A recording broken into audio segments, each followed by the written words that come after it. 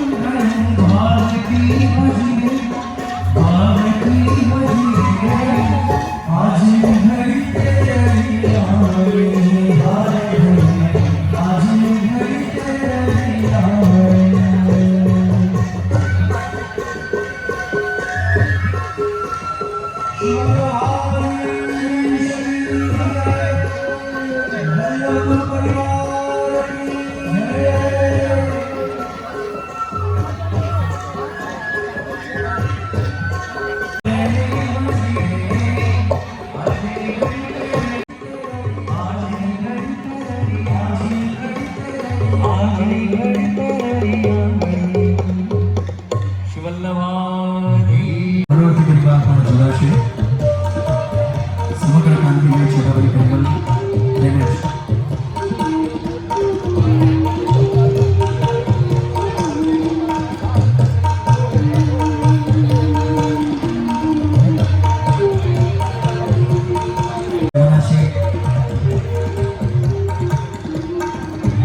વિશેષ આનંદ આજના આ શુભારંભમાં પરંતુ જે ગજારા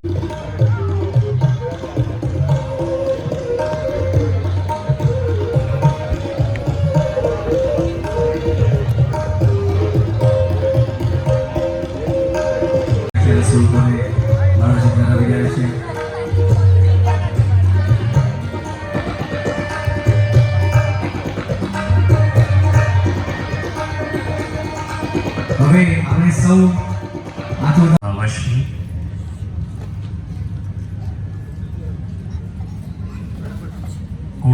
વૈષ્ણવને તો ખબર જ છે કે અમે અમુક મર્યાદા પર બહાર નથી જઈ શકતા. બહારનો મતલબ છે કે સમુદ્ર લગ્ન, કામબંધ ઘરની એમાં આવતું નથી મુખ્ય ઘરને. પણ પુષ્ટિ માર્ગનો આખા વિશ્વમાં આવા યુવા આચાર્ય, અમારા નાના ભાઈ દ્વારકેશલાલજી, એમના મોટા ભાઈ યદુનાથજી મહારાજ શ્રી, એવા અનેક યુવા આચાર્યોએ પુષ્ટિ માર્ગને, આખા પુષ્ટિ માર્ગને વિશ્વમાં પ્રસારિત કર્યું છે. આજે આપણે એના માટે બહુ ગૌરવ લઈ શકીએ. બહુ ઓછા પુષ્ટિ માર્ગના આચાર્યો એવા હોય છે કે જેના માટે મને હૃદયથી કોઈ ભાવ હોય. એમ માન સન્માન પોતાની જગ્યા પર છે કે દરેક આચાર્યને મળે છે, પણ અજાત શત્રુ હોય કે જેને કોઈ બી આચાર્ય સાથે દ્વેષ ના હોય, કોઈના માટે આપ ક્યારેય એવી વાતો ના કરતા હોય, બધાને આપ આવકારતા હોય, બહુ ઓછા આચાર્ય છે. એમાંથી એક આપ મારા અનુજ શ્રી દ્વારકેશલાલ. આજે આપણે ઓળના વૈષ્ણવનું એ પરમ સૌભાગ્ય છે કે અહીંયા આવીને, ઓળમાં આવીને અને જે આ ગોપી ગીત પર પ્રવચન કરવાના છે, આ ઉપદેશ આપવાના છે, એ તમારા માટે એટલે વધારે જરૂરી છે કે આ જેટલો ઉપદેશ છે ને એ ચંદ્રમાજીનો જ છે, ચંદ્રમાજી માટે જ છે, ચંદ્રબાબા માટે છે. કારણ કે રાસના જે નાયક છે એ ચંદ્રબાબા છે. અને જ્યારે એમના સ્વરૂપનું આપના દ્વારા આપને જ્ઞાન થશે તો આપને એટલું બધું પ્રભુ પ્રત્યે આસક્તિ બનશે અને ગૌરવ થશે કે આપણા ચંદ્રબાબા આ પુષ્ટિ માર્ગની કેમ પ્રમુખતમ નિધિ છે. વૈષ્ણવ નાથ દ્વારા જાય છે અને શ્રીજીના દર્શન કરે છે. આપ જુઓ છો કે શ્રીજીનો એક હસ્ત કટી પર છે. એનો મતલબ શું આવે છે કે આપ રાસમાં માટે બોલાવી રહ્યા છે. સાહેબ એક હાથ ઉપર છે ને એક કટી પર છે. આપ રાસમાં આવો, પણ રાસ કરાવશે કોણ અને રાસ કોણ કરાવે છે? એ ચંદ્રબાબા કરાવે છે. તો વાલા વૈષ્ણવો, આપણે બધા ખૂબ ભાગ્યશાળી છીએ. થોડી સમયનો અભાવ છે મારી પાસે, અને આ તો મારા અનુજ પ્રિય, મારા નાના ભાઈની ઈચ્છા હતી એટલે મેં આપને પહેલા જ વિનંતી કરી દીધી હતી કે હું બહુ કરીને બી એ જણાવતો હતો કે મેં આજે આપના પ્રવચનમાં આનો આ નથી. એટલે બહુ ઓછા આચાર્ય કે જે હૃદયને સ્પર્શી, નિષ્કલંક આપની વાણી, સરળ વાણી, પુષ્ટિ ભક્તિ માર્ગને કેવી રીતે શુદ્ધ અવસ્થામાં નથી તો તમે કોઈ મંત્ર જાપ ના કરશો. અશુદ્ધ અવસ્થામાં બી એ પૂજ્ય બાબા અહીંયા પધાર્યા છે. એવું નહીં, આ 3 દિવસ છે. આ 3 દિવસમાં તમને ચંદ્રબાબાની, મહારાજની, ગોપીઓના વિરહનું, ગોપીઓના મદનું, કૃષ્ણની લીલાઓનું આ 3 દિવસમાં આપણા બાબા આપણને ખૂબ પરોસવાના છે. તો આપણે એક બી વસ્તુ ના છૂટે એનો જ પ્રયાસ કરીશું, હૃદય રૂઢ કરીશું અને પછી કોશિશ કરીશું કે હે પ્રભુ, આપણું જીવન તો આમાં ને આમાં જતું રહેશે. પછી આપણે આપણા માટે ક્યારે જીવીશું? મારું બાંધણી જવાનું કારણ બી એ છે કે હું જંગલમાં એટલે જતો રહ્યો બેઠક જીવન કે કેટલું પોતાના માટે ક્યારે મુક્તિ કહે ગોપાલ સે મેરી મુક્તિ કરાય, વ્રજરજ માર્ગે લગે મુક્તિનું. આવા આચાર્યોના ઉપદેશની જરૂરત છે. આવા પુષ્ટિ ભક્તિ માર્ગના જ્ઞાનની જરૂર છે. અને એટલું સમજો કે આજથી આ બંધ ઉતાર્યા, પણ મારી ઈચ્છા હતી કે મોજા બી ઉતારો. કારણ કે જે બી સ્થળની પવિત્રતા છે ને એ ભૂમિથી છે. એ જ માંગ્યું કે મારે કોઈ દિવસ આપનામાં કોઈ દિવસ કમી ના દેખાય, હું આપની કોઈ વાતને મને ખોટી ના લાગે અને હું હંમેશા આપની સેવામાં જ રત રહું. તો વાલા વૈષ્ણવ, આ જ પુષ્ટિ માર્ગનું મર્મ છે. ક્યારેક બી મનમાં અભાવ ના લાવો. તો એટલું જ કહીને આજના જે મનોરથી વર્ગ છે એમને હું ખૂબ ખૂબ વધાઈ આપીશ કે આપે જે આપણી ઉત્તમ લક્ષ્મી છે એનું એવું સુંદર સ્વરૂપનું આપે એનું ભાવ ઉત્પન્ન કર્યો છે, લક્ષ્મીનો જે વિનિયોગ કર્યો છે. આવા ભગવત કાર્ય માટે હજારો વૈષ્ણવોને આ ફળ પ્રાપ્ત આપને એ લોકોને જે આનંદ આવશે એનું ફળ એમને મળશે અને તમને તો મળવાનું જ છે, પણ એમની કાનીથી આ કાર્ય, આપણું માર્ગ દૂતીનું છે, તો એમની કાનીથી આટલું મોટું આનંદ આપણને બધાને પ્રાપ્ત થવાનો છે. તો બધા નિયમથી આપણે બેસીને બાવાની વાત ગોપી ગીતનું શ્રવણ કરીશું. આશીર્વાદ આપવા અહીંયા આપ ઉપસ્થિત છો. આ ક્ષણ ક્યારે હું પણ નહીં ભૂલી શકું. તો ખૂબ ખૂબ આપને વંદન. આપના આશીર્વાદ આપની સૃષ્ટિ ઉપર તો સદા છે જ, પણ અમારા જેવા નાના બાળકો ઉપર પણ આપના આવા જ આશીર્વાદ બન્યા રહે. કારણ કે આપના આશીર્વાદ એટલે ચંદ બાવાના આશીર્વાદ. તો ચંદ બાવા આપના થકી આશીર્વાદ આપણને પહોંચાડ્યા છે, આ કથામાં પહોંચાડ્યા છે, અને મહારાષ્ટ્રની આ ગાથા છે, કથા છે. તો આપના પધારવાથી અમારી કથા પણ પુષ્ટ થઈ છે. અને જ્યારે જ્યારે પણ આપના આવા સંજોગો હોય ત્યારે આપ ચોક્કસ જ્યાં પણ આપ અનુકૂળતા હોય તો આપ પધારજો. આપની આજ્ઞાથી એકવાર બાંધણી જવાનું પણ મને સૌભાગ્ય મળ્યું હતું, ત્યાં પણ દાદાજીને દંડવત કરવાનો અવસર મળ્યો હતો. તો આવી જ કૃપા અને આશીર્વાદ આપણા સૌ ઉપર આગળ કે ટૂંક સમય જેવો થયું ને મહાપ્રભુજીની 21મી પેઢી આજે ઉપસ્થિત છે, એટલે આપણા બધાનું સૌભાગ્ય અને આ વધાઈ રૂપે આપણી સૃષ્ટિને મળ્યું છે. તો ખૂબ ખૂબ આપને વધાઈ પણ આપું છું આ નિમિત્તે, અને સદાય આવા જ ઉત્સવો આપના ઘરમાં ઉજવાતા રહે એવી શુભકામના ભાગવતજીના ચરણોમાં કરી મારી વાણીને વિરામ આપું છું. આપને પધારવું છે, પણ આપ આટલો સમય બિરાજ્યા, આપના આશીર્વચન આપ્યા, એ આપનો ખૂબ જ કૃપાળુ આપનો સ્વભાવ છે, અને આપના આશીર્વાદ આપણને મળ્યા અને આપણી કથા આજે પુષ્ટ થઈ છે. ખૂબ ખૂબ પુનઃ ધન્યવાદ આપનો પ્રદર્શિત કરી અને મારી વાણીનો વિરામ આપું. બોલો શ્રી વલ્લભાધીશ કી જય. પુનઃ મનોરથી પરિવાર અને આપણે સૌ પંચમ પીઠાધીશ્વર જગતગુરુ શ્રીમદ વલ્લભાચાર્યજી મહારાજ શ્રીના ચરણ કમલમાં સાષ્ટાંગ દંડવત પ્રણામ કરીએ. આપ શ્રીના મધુર વચનામૃત ની જે મહોર લાગી, ખરેખર એ સાબિત થઈ ગયું કે આ મહોત્સવ સાર્થક થયો છે. બોલો Surekhaben and family, Kumarbhai and family, Navinbhai Patel and family, આપ સર્વે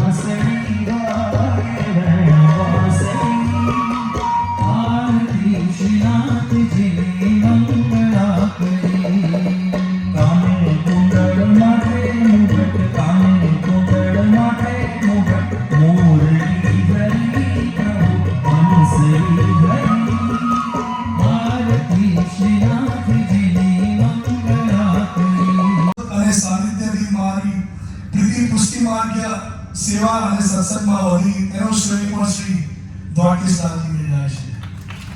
તો આપનો પણ સ્નેહ અને કૃપા સમસ્ત પરિવાર પર રહી છે, માટે આપનો પણ હૃદયપૂર્વક આભાર વ્યક્ત કરું છું. અને કોઈ પણ ઉત્સવ કે મનોરથમાં વૈષ્ણવોની બહોળી ઉપસ્થિતિ અને સહકાર પણ નિતાંત આવશ્યક છે, કે જેઓ પરિવારની ખૂબ જ આનંદની અનુભૂતિ કરાવે છે.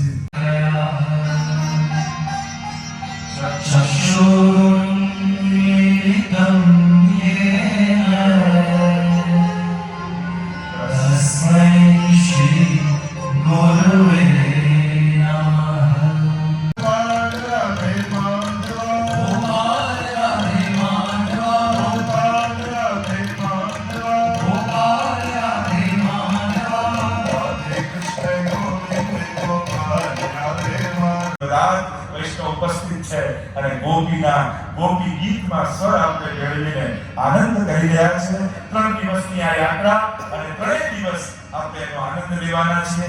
આજની કથાને વિરામ તરફ લઈ જતા બોલો ગોવર્ધન નાથ કી જય, વલ્લભાધીશ કી જય, શ્યામ સુંદર શ્રી અમને મહારાણી કી જય, ભાગવત ભગવાન કી જય.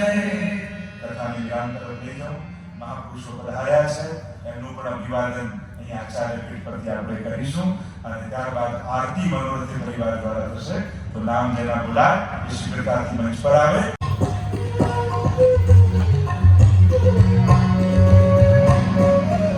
આરતી માટે આપ સૌ શીઘ્રતાથી મંચ પર આવજો.